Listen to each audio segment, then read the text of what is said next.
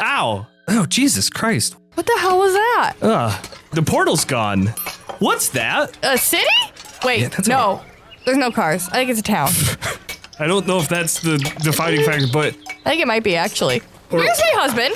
Where's my fucking... He should be right here. He's probably at a bar in the city. Straight to a bar? Not straight, but you like... think he gets transported and his first thought is like, I should have beer, not like where my wife is? You know, he would have sooken out shelter. Okay. Like he would, yeah. Look, let's head down into the city.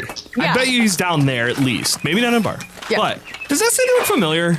It seems a little bit. I know we've never been there, but like the white palace thing in the middle. Is this Scotland? Like the whole mountain thing over there? I am getting Scotland vibes. That castle thing in the side of the mountain. Yeah. That's very feels a bit Scottish. Yeah. Let's head in. Is that Stentor Street? Hello, everybody, and welcome to These people are dressed really cool. Really weird. Like, do you think they're doing Ren Fair? A lot of people doing it. Is that? Mead on Do you the hear side, Nate? I think. So I came It sounds through like the it's portal alone. coming from that bar over Jade and there, Aaron the won't Green-Eyed be Beast. with me today. He better. There's no But fucking we're way. gonna He get better right not into be it, in because the bar. I think I'm here in Aydindril. So we are going to kick this episode off here with chapter 1. Well, Nate, hey, Hey. Nate. What are you doing? Dude, Hey guys, what the fuck, dude? What are you doing? I'm recording the podcast. Hey, where are you right now? We're in Aydindril. Didn't you guys see the street sign out there? It's Stentor. Nate, that can't be your only information that this is Aydindril. Yeah. You're just sitting here all chill, drinking a beer, recording a fucking podcast? Hey, look, I've been here a week. I waited for you guys for a couple of days by that weird fucking portal, but you never showed up. So then I just, decided to come into town and sook out some shelter. I knew it. I can't. Yeah, so I figured I'd start the podcast while I waited for you guys, because I figured there's some weird timey-wimey stuff going on, and you'd be around. Oh, by the way, here, I got a couple copies of the book for each of you, because, they're so tiny. You had dead. Okay, well that's good. Oh, so you want to do Dead of Bones. That's what your plan was. Okay. Yeah. Did you at least get us a beer? Well, of course I did. Here. This seems a little light. Yeah. Do they normally come half full? Well, okay, so I've been here for a minute. I can get you some new beers, probably. Hey, matter of fact, while we're here, why don't we just do the thing? I mean, people have been asking for us to start Dead of Bones anyways, so I think it's the perfect opportunity. Well, I definitely need to sit the fuck down and process what the hell just happened. yeah, so yeah. I think we should relax and figure out what just happened. But you are going to have to restart the intro if What? we were going to record. But I did it good the first time. Did you hear that? It was perfect. Nate, there is absolutely no way that we could use this as the intro.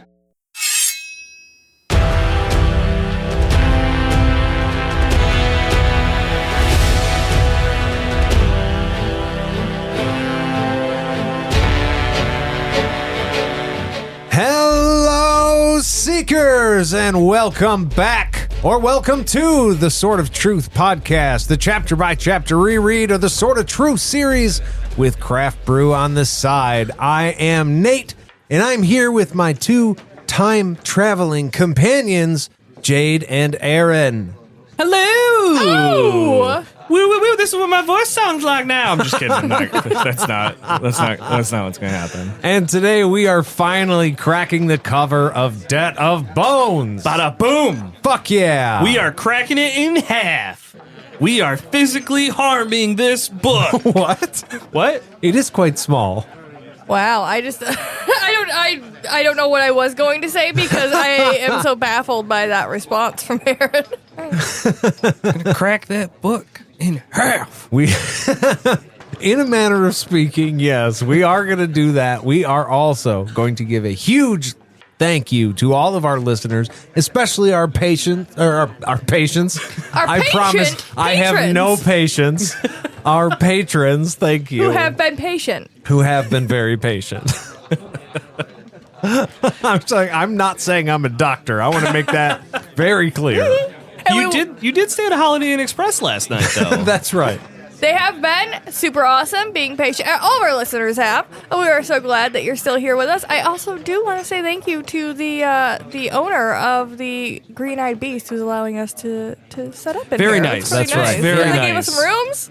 They're all right. Considering that we didn't have a place to stay, they're great. Mead on tap is nice. Yes. Very nice. Some ales, some meads.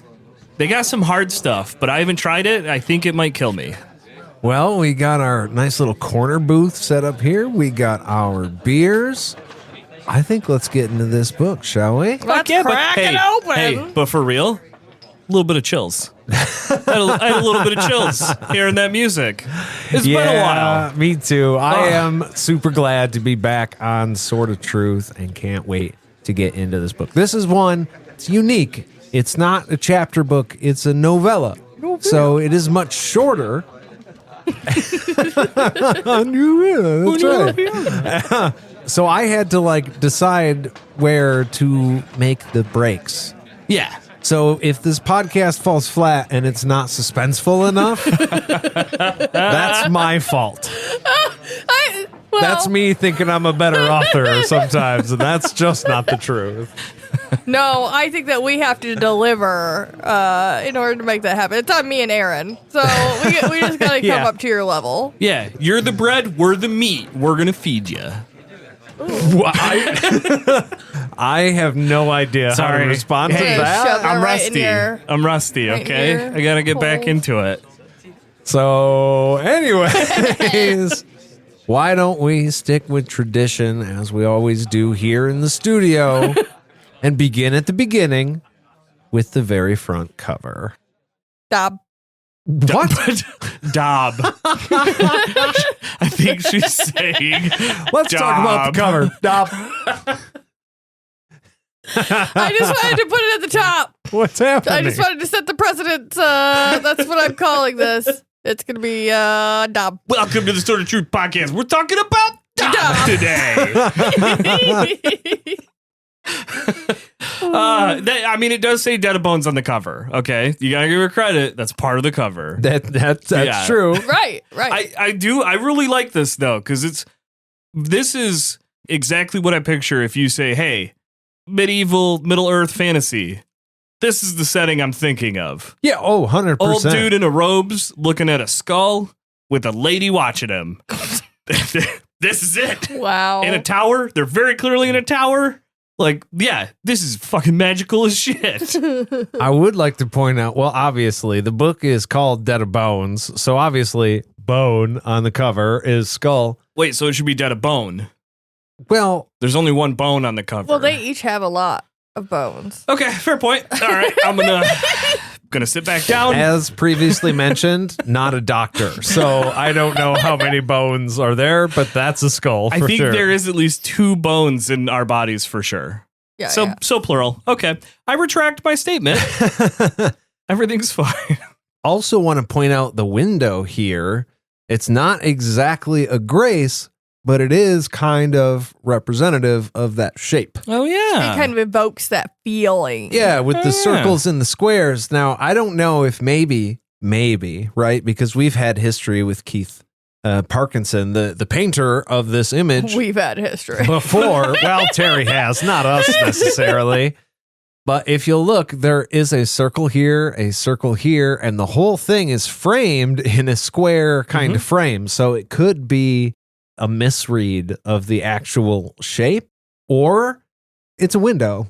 Why do you want all the shit in the middle of the window? That makes a bad window. It's my favorite part of the window is the crosshairs. Yeah. Said no one ever. Now, there are 8 rays there too. So, I mean, like the rays in the grace, there are 8 rays in the grace, and the rays go through the corners, which is so this is a representative of the grace. Right. Yeah. Yes. It's just not exactly what the shape is when you think of it, or draw it out on paper. Right. But it's supposed to evoke that. Yes, yeah. absolutely. It's evocative. Evocation. There's evocation happening. I'm pretty sure at least one of those was right. I love the food in the painting. Yeah. Oh, yeah. Sitting off to the side of the wizard there, half eaten. because of who we end up finding out the wizard is. Food is. It makes perfect sense. Yes, he should have food in his images. Well, okay, I will get into kind of the summary Hell of yeah. the whole book a minute. Dead of Bones by Terry Goodkind, again written in August 1998, is a story about Abigail. Gonna go ahead and assume that's the lady on the cover there. That's my assumption. Hopefully. Abigail is a young mother. Her country is at war, and Abigail is willing to sacrifice everything to save those she loves. Abigail hurries to save her daughter while trying to convince a powerful wizard, called the First Wizard, to answer a debt of bones. No, it's the name of the. They They did it. So I'm assuming that's the first wizard then too. That would be the first wizard, and Yeah. this is Abigail. I would think the first wizard would have white hair. You'd think so? Yeah. I feel like that would be part, like as soon as you become first wizard, your hair turns white. It's a preference thing. Yeah, it's just preferencing. He should have dyed his hair immediately. He should have dyed his hair. Do magic. We do have a note from the actual artist. I thought this was kind of interesting because we've never had one of these before about the specific one we're talking about. That is interesting. He says this is a cover for a short story that is a part of the Sort of True series, but takes place earlier than the novels. In this piece, a young Zed is judging a request made by a woman before him. As is the case with most scenes that are full of objects, the biggest challenge with this was getting everything to look like it was placed casually and create a lived-in look.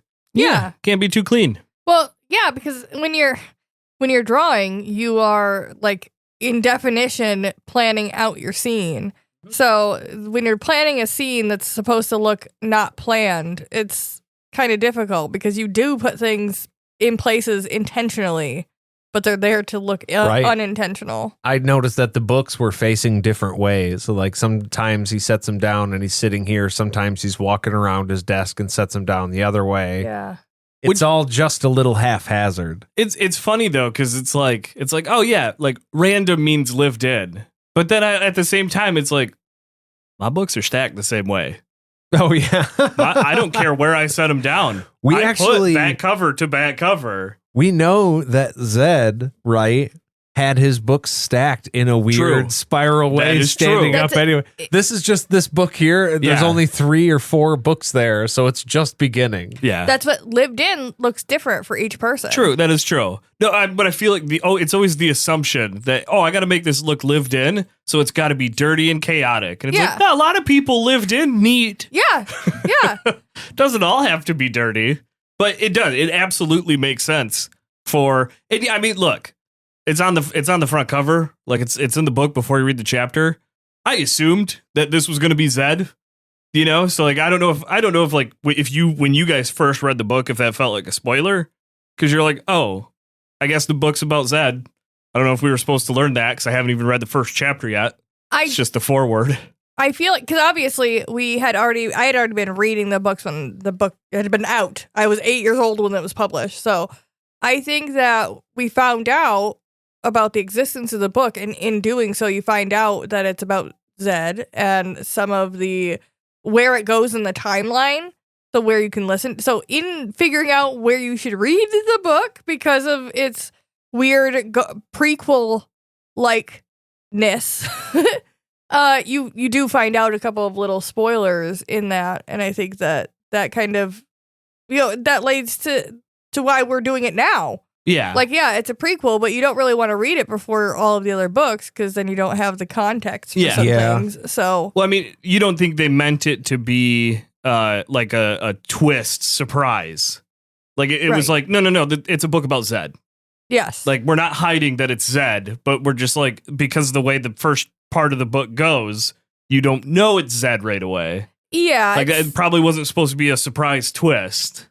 I mean, when it first came out in 1998, that's what I mean. Maybe it was supposed to be, but it wasn't a hidden thing. No, Terry went on record, actually. We do have a quote here about this book. Yeah. Oh, I did some research.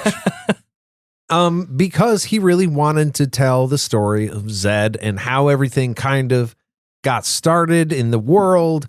And he also thought that right after Temple of the Winds was kind of the best place to do that, because at the end of Temple of the Winds, we're set up for the rest of the series. It's like it took 4 books for all the pieces to fall into place, but now we're in the war with Jagang, and like the shit has kicked off now. Yeah, the war with Jagang, and Darkin has finally been fully released from his mortal prison.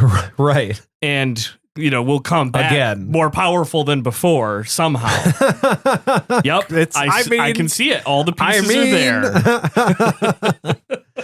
But so now I think he wanted to take a little bit of a break and be like, okay, let's just take a look at how all of this really kicked off with just the whole backstory. Everybody knows everything now. I also think it's helpful because, like another book series that we read, you come up with ideas, right? And you just kind of throw them out there. You don't dive into them too deeply. But then later on in your series, if you haven't fleshed out those ideas and how those things happen, it gets a little bit more complicated. So, we know that Zed was there when the veil was put up.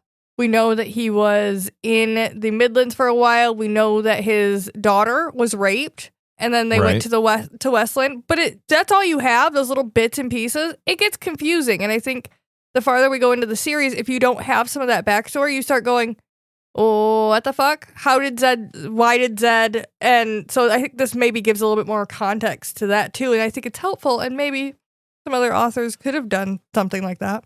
So I can see that for sure, because Zed is like a revenge / protective father / grandfather. Like that's his character. Like, yeah, I don't know anything about when he was first wizard during the quote unquote good time. Well, I know this isn't the good times, but yeah, they weren't actually good times. Pre-breaking or pre-veil. I'm curious to see like if it's going to be like, oh, like that it adds a little bit to Zed, and clarifies the story a little bit. As big, I'm sure bigger decisions are going to get made soon. It's like, ooh. Well, that's not like an angry decision. That's because of the thing before. It'll highlight some of the reasons that those decisions are being made. This book does that to a T. And the confusingness of the timeline. Like, how did he get from, like, he was in the Midlands, but then he went to Westland, but his daughter was raped by somebody who lived in Dahara. Yeah. And the veils were up. So, I'm excited. I know I've read this. Don't remember most. Interesting. It's a great book. Well, I had the same kind of experience because we spend a lot of our time thinking about the greater arc and the lore there, and I forget so many of the little mannerisms that you get to see in Zed. And everyone is fucking great. Like, this is where all of those supposedly come from, so they're all here. Hey, also, this is like we are there, so we get to kind of maybe we'll see some of it. Yeah. But I was going to say that I'm already curious to go back after reading this and reread book 1, 2, 3, 4. Yeah. 1, 2, 3, 4. Yeah. 1, 2, 3, 4. That's what I said confidently.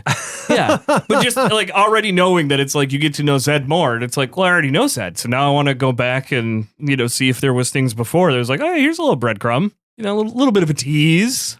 Yeah, but you said that you had a note. Is that what Terry said, or did we have something else that he directly quoted about this? No, yeah. We have an actual quote from an interview with him. Oh, okay.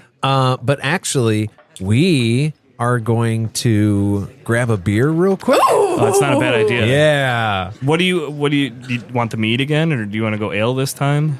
Oh, we got to do mead for sure. Do the mead? Okay. Yeah. Okay. I'll go up and get it. Because you got the first ones. You drank half of them, but you did get the first ones. Yeah. I'll get the mead. Yeah. Okay. All right, cool. We're going to take a break real quick, and we will be back right after this. Well. Hey, Aaron, what did Maggie give us to drink today? We have today from motherfucker Adesanya. Nope. Why can't I do this right? Adesanya mead and microbrewery. And hey, you know what? It's just a struggle for me to get it because I'm a little bit of a freak. And that's what we're drinking today. We're drinking a mead that goes by the name Real Freaks. And it's a carbonated blueberry pomegranate mead. 8% 8%, and you know the drill. Share, sip, enjoy. My friends, please let me know. What are we dealing with here? What are our smells? What are our sips? Lay it on me, because I'm a freak. Holy shit. First smell is very honey and like blueberry. The actual taste is full blueberry. Wow. I already know my rating. It's not even a decision. That is a goddamn blueberry pancake, and you took a bite where it was just a blueberry cluster. No. No? No. The pomegranate is coming in very equally in there, and it's cutting that blueberry in order for me to be able to enjoy that. Oh, Because no. Blueberry heavy things, not that big of a fan of. If it tastes like a blueberry muffin, nah. It's a no. I'll drink it if I have to. This, I can drink. I like this. It's the pomegranate is holding hands with the blueberry. So I was going to say, I feel like they're lifting each other up. That's what I'm saying. They're holding hands together. Okay. I was like, are you saying it's bad? Because right. I think I disagree. No, I was disagreeing with you. Both were like, that's blueberry. That's just blueberry. And I was like, no. Oh, the pomegranate does help it quite a bit. It's a marriage. Yeah, hey. It's a fantastic fucking flavor profile. They're both dark red fruits. Yeah, I mean, and I'm in. I'm struggling to think of a number, though. Do one of you guys have a number you're ready? And look, we're rating it out of 10 freaks, because this meat is real freaks, and we're getting real freaky. Give me your freaky rating, baby. I am so upset. I think I need to leave. Can some more people come in here and sit between us, please? Thank you. I need an adult. God. Jade's all alone on her side of the table with Jesus. Aaron. I'm gonna look straight up. 11 freaks. Wow. We're breaking the record. A Freaks on a perfect leash, score. like 100%. those fucking kids. That's what. Yeah. Hell yeah. Except they're off the leashes because that's fucked up. But yeah, no, this is it gets a perfect score for me. Hands down. I love this. I think that's probably 9. 9? Yeah. Jade, I'm not gonna lie. That's right where I'm at. This is a real solid 9. I like it. I like it a lot. I would almost say 10 because I don't know what a beer has to do. I kind of feel bad for beer. It means in front, like I feel like they're standing in front of me in their best dress right now, going, "What do you want from me?" And I don't have an answer, so it might be a 10. But I hesitate to say that. So for you, this is similar to the coconut thing. Like, yeah, I realize the coconut flavor. I know it's trying its best. No, it's just not good enough for me, though. No. What I'm saying is, I love this and it's delicious. Yeah, and I'm just not giving it a 10 just because I'm scared to give. Because you're afraid to know what comes beyond. If that's a 10, see, yes, I have misplaced this comparison. Yeah, so I just that's my thoughts. Hey, sounds like we're all on the same page. Why don't we get back to the pages in the book right about now? And we're back. Oh, hello. Yeah, here, hold on. That's for you. Ah, thank you, and sir. that's for you. It's crazy that timed out perfectly. Just lucky, I guess. All right. So Terry Goodkind says, Dead of Bones was a priceless opportunity for me amid the sweep of a series to write an independent short novel delving into the life of a character I've always wanted to write more about. Many times while writing about the human themes that are important to me, there is more to the story than I can include in the book I'm working on. Stories about past events or how something came to be. This tale lifts the shroud from one of those past events. How did the boundaries really come to be?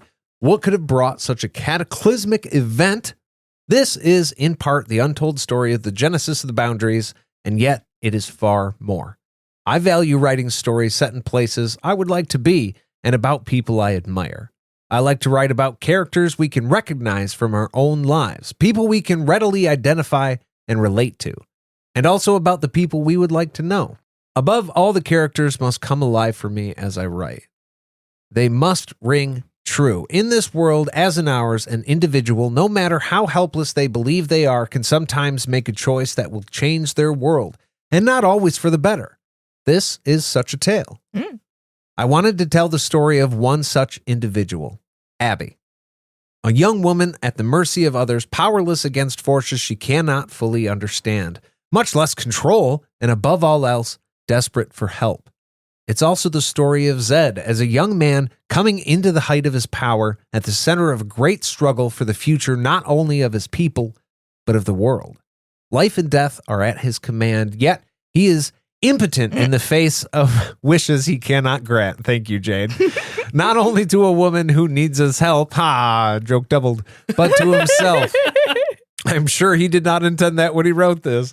Dangling in the balance is the destiny of a young child. Born on the winds of treachery comes a woman bearing a debt of bones. I want readers to ask themselves, what would they do if faced with the same choices as Abby and Zed? How would they choose? Okay, so this is like, you know that show that's on like public access TV that's like, what would you do?